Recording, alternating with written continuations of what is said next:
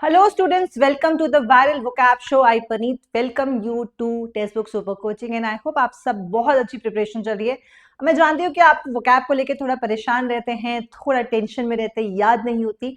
तो अगर आप ये 10 मिनट का vocab रेगुलर फॉलो करेंगे तो आपकी vocab धीरे धीरे इंप्रूव होने लगेगी। बहुत ज्यादा बड़े टारगेट्स ना लेके अगर हम छोटे टारगेट्स ले मगर उसको बहुत अच्छे से पढ़े, उसका बहुत अच्छे से रिविजन करें तो आपको धीरे धीरे वोकैबुलरी याद होने लगेगी। इस सेशन में आपको synonym, antonyms, one word substitutions और इडियम्स सब कुछ मिलने वाले हैं। तो चलिए सेशन की शुरुआत करते हैं। आज का पहला वर्ड है फिल्दी। फिल्दी का मतलब क्या होता है? फिल्दी का मतलब होता है कोई चीज गंदी है, मैली है, कोई चीज डर्टी है। ठीक है, तो कोई इसके लिए क्या क्या सिनोनिम्स हम यूज कर सकते हैं? एग्जाम में कैसे कैसे क्वेश्चंस आते हैं। देखो, डर्टी हमें पता है, फाउल हमें पता है, नेस्टी ये वर्ड आ चुका है एग्जाम में। Okay, impure, mucky, muddy, squalid and unclean. तो something which is not clean. ठीक है, तो कचरा जो है, dustbin is filled with filthy things, ऐसे याद करोगे।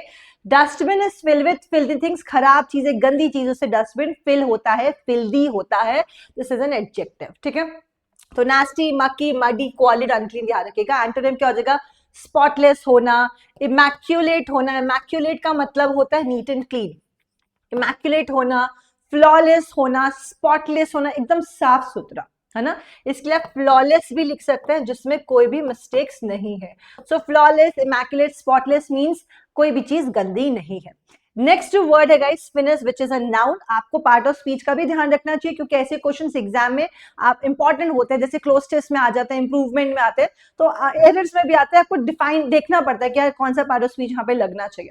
फिनिश का मतलब होता है कि कोई चीज स्किलफुलनेस होना, मींस प्रोफिशिएंट होना, दक्षता होना, है ना। कोई व्यक्ति किसी चीज को करने में बहुत प्रोफिशिएंट है तो वो प्रोफिशिएंसी को हम क्या कहते हैं? फिनिश। कैसे वर्ड्स होंगे इसके सिनोनिम? एड्रॉइटनेस बहुत इंपॉर्टेंट वर्ड है। अडेप्टनेस, अडेप्ट वर्ड बहुत सारे एग्जाम से पूछा चुका है। अडेप्ट का मतलब होता है निपुण होना, फिनिश होना, आर्टिफाइस होना, टैक्ट होना, डिप्लोमेसी होना। टैक्ट मींस किसी चीज को करने का तरीका होना, स्मार्टनेस होना। तो वर्ड क्या रखेंगे? फिनिश। तो बहुत फाइन काम, अब देख लो जैसे कढ़ाई हो गई, है ना, वो तो फाइन बारीकी का काम होता है। तो फाइननेस का, फाइन वाला काम में फिनिश चाहिए होते हैं, बहुत ज्यादा एक्सपर्टीज चाहिए होता है, प्रोफिशिएंसी चाहिए होती है। तो हम इसको प्रोफिशिएंसी भी कह सकते हैं, हम इसको प्रोफिशिएंसी भी कह सकते हैं, एड्रॉइड भी कह सकते हैं, adept, artifice, very important, tact and diplomacy. Antonym क्या होगा? इनकॉम्पिटेंसी है, कोई चीज को करने की सक्षमता ही नहीं, कॉम्पिटेंट नहीं है।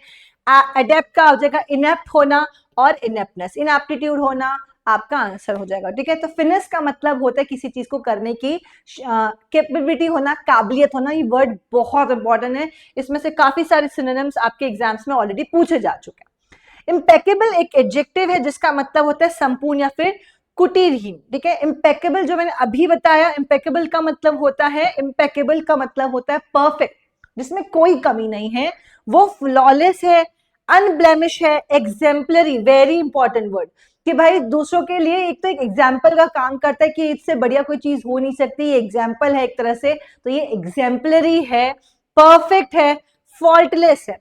तो जिसमें कोई फॉल्ट नहीं है, जिसमें कोई कमी नहीं है, वो इमैक्यूल, एकदम परफेक्ट है, उसे हम कहेंगे इम्पेकेबल। याद कैसे करेंगे कि यार ये बड़ा इम्पेकेबल है, इसे तो मैं पैक कर लेती हूँ। तो जिसको आपको देखे लगे इसको ये पैकेबल है, ये खरीदने योग्य है, वो आपके लिए परफेक्ट। आपने कोई ड्रेस देखे, बोले यार ये ड्रेस परफेक्ट है, ये इम्पेकेबल है, इसको मैं पैक करके लेऊंगा, आज तो लूंगी। ठीक है, तो विच इज इम्पेकेबल, परफेक्ट होना, फॉल्टलेस होना, आपकी अनब्लेमिश और एग्जेम्पलरी होना। एग्जाम में वर्ड पूछा जा चुका है कई बार। एंटोनिम हो जाएगा फॉल्टी है, सिंफुल है, something which is not perfect. Okay, so filthy means गंदा। फिनिश का मतलब होता है दक्षता होना, एड्रॉइटनेस होना, अडेप्टनेस होना। Impeccable means something which is perfect. तो हम परफेक्ट के लिए वर्ड भी यूज सकते हैं, this is impeccable, this is flawless, this is perfect. तो आप ये वर्ड्स अपनी डिक्शनरी में अपने ऐड करते जाइए। ओके, मेटिकुलस एडजेक्टिव है जिसका मतलब होता है व्यक्ति जो कि बहुत सतर्क है और बहुत केयरफुल है। तो जो लोग बहुत बहुत ध्यान से, बहुत सोच समझ के काम करते हैं और बहुत सावधानी से काम करते हैं, उसे हम मेटिकुलस कहेंगे। इसके लिए एक बहुत इंपॉर्टेंट वर्ड है स्क्रूपलस, जो कि आप देखेंगे एसएससी के कई एग्जाम में पूछा जा चुका है। ओके, कंसेंटिशियस बहुत बार पूछा जा चुका है। तो कंसेंटिशियस, स्क्रूपलस और मेटिकुलस का मतलब होता है कि बहुत अति सतर्क, केयरफुल। याद कैसे करेंगे?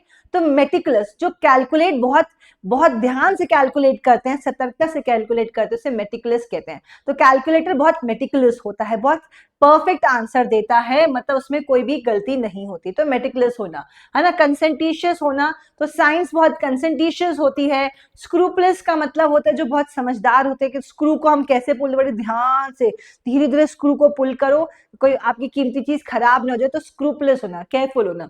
एंटोनिम होगा heedless, very important word. Heedless का मतलब होता है लापरवाह होना, इनअटेंटिव होना, इनकॉशियस होना। स्वैब, स्वैब का मतलब होता है साफ करना। आप बोलोगे मैम आज सफाई की बहुत बात हो रही है, दिवाली आने वाली है ना, सफाई सफाई होने वाली, तो आप लोगों को अपने घर को एकदम फ्लॉलेस बनाना है, नास्टी स्क्वालिड चीजों को हटाना है, फिल्दी चीजों को, तो स्वैब एक वर्ब है जिसका मतलब होता है साफ करना। ओके, स्पॉन्ज, स्पॉन्ज से हम साफ करते हैं, याद हो जाएगा। वैक्यूम यूज करते हैं, स्वीप यूज करते हैं, वॉश, वेरी इजी। एंटोनिम होगा, एंटोनिम इंपॉर्टेंट, डिफाइल गंदा, पोल्यूटेड और टेंटेड, तो कोई चीज जो बहुत गंदी मैली है, प्रदूषित है, एंटोनिम हो जाएगा। वेनिंग, ये आपके एसएससी में अभी रिसेंटली आया था।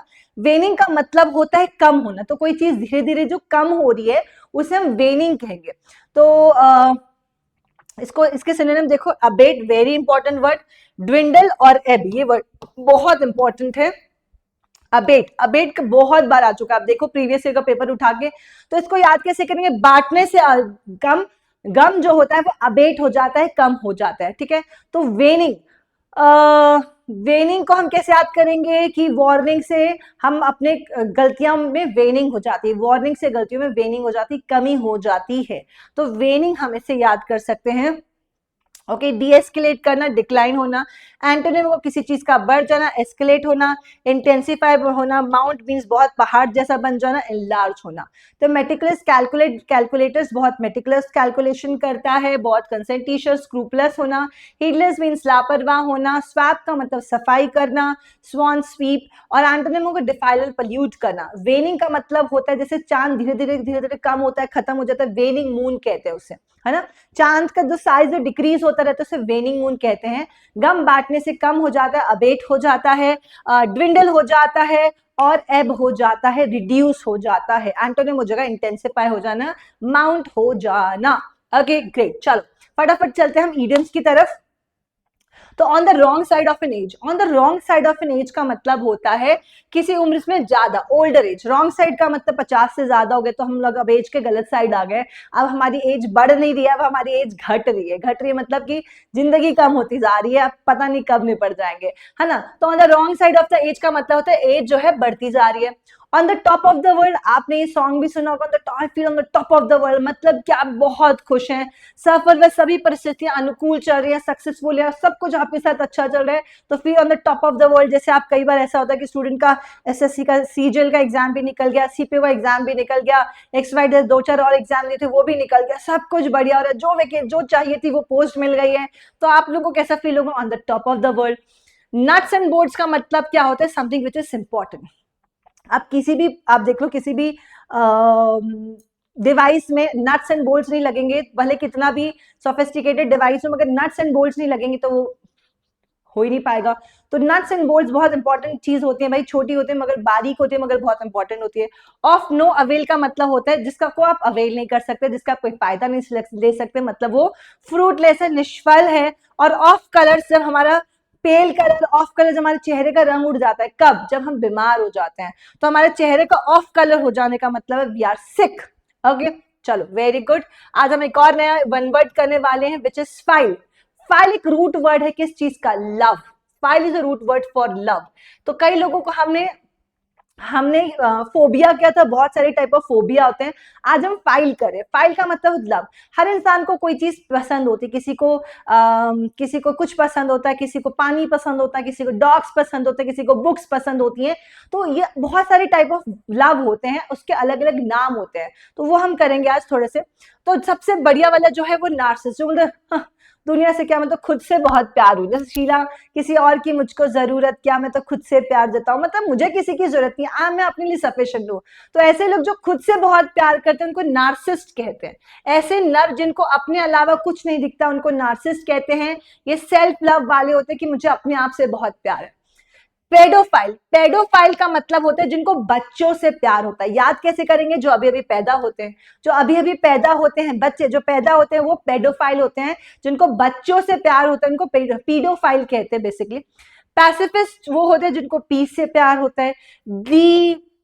दा ये सारे वर्ड जो है वो गॉड से होते हैं। तो जिनको गॉड से प्यार होता है वो थीस्ट होते हैं, जो ईश्वर पे मानते हैं वो थीस्ट होते हैं।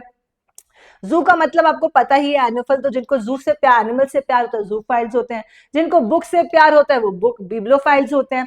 बढ़िया इंटरेस्टिंग है। जिसको आर्ट और आर्टिस्टिक क्रिएशन से, कई लोगों को आर्ट से बहुत प्यार आता है। देखेंगे कि एक पेंटिंग के लिए करोड़ों करोड़ों की पेंटिंग खरीदते हैं, अलग अलग आर्टिस्टिक चीजों में उनका बड़ा इंटरेस्ट होता है। तो उनको कहते हैं कोनॉइजर्स, है ना। याद कैसे करेंगे? आर्ट एंड आर्टिस्टिक क्रिएशन की अगर मैं बात करूं तो देखो, जो लोग कोई गा रहा है तो वो अच्छा गा रहा है, बुरा गा रहा है, नॉइस क्रिएट कर रहा है या सुर है, तो वो नॉइजेस पहचान लेते हैं कि यार ये आर्ट में वो अच्छे रहते हैं।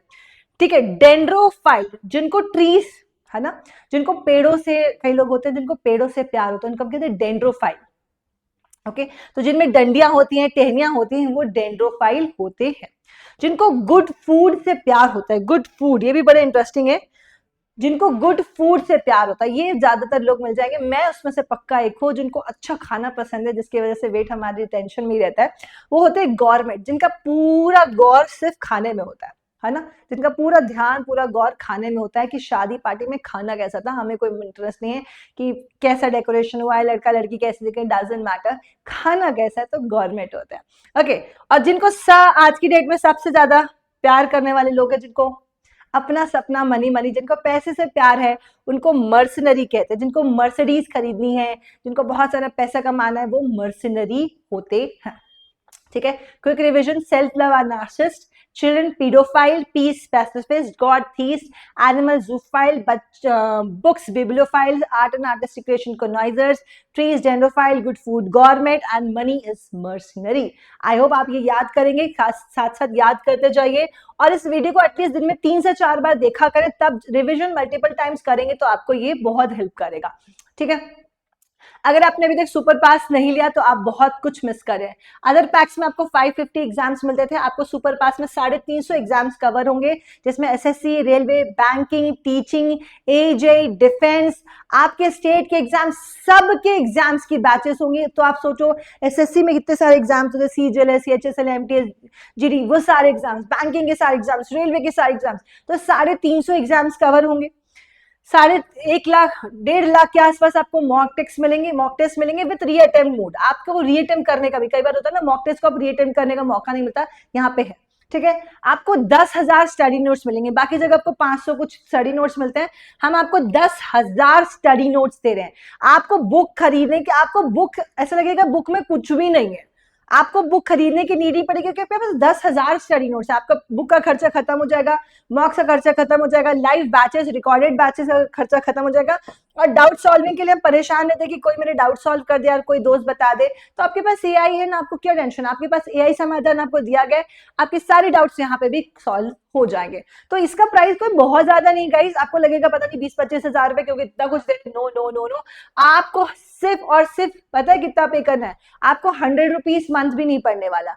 अगर आप 12 मंथ्स का लेते हैं, ठीक है, अगर आप 12 मंथ्स का लेते हैं, 12 मंथ्स का मतलब 1 ईयर का लेते हैं, तो आपको कितना पड़ेगा 1099। कब? जब आप कोड लगाएंगे PARA, ये कोड लगाएंगे तो आपको ये सारे ऑफर्स मिल जाएंगे। आपको ये 12 महीने का मिल जाएगा 1049 में, आपको 18 मंथ्स का मिल जाएगा, ठीक है, 1399 रुपीज में, 100 रुपए से भी बहुत कम पर मंथ पड़ने वाला है। आपको अगर 3 मंथ्स का लेना है तो 329, ओके। और अगर आपको 1 टाइम ट्रायल पैक लेना है, 1 टाइम ट्रायल पैक जो है वो 5 डेज का है 5 रुपीज में, 5 डेज का है 5 रुपए। कोड क्या लगाना है? PARA, परी, परी कोड लगाएंगे तो ये सारे ऑफर्स आपको मिल जाएंगे, जिसमें आपको मैं इंग्लिश पढ़ा रही हूँ, बहुत सारी अच्छी faculties, maths, reasoning, GS, current affair, सब कुछ मिल जाएगा। तो आप इसको ज्वाइन करना नहीं बोलेंगे। ट्रायल पैक लेना 5 रुपए का, लेके सब कुछ देख सकते हो, बाकी सारी चॉइसेस आपकी है। Thank you so much guys, मिलते हैं हम अपने नेक्स्ट सेशन में। प्लीज क्लास वोकैब का रिविजन करते रहेंगे। Bye bye, take care.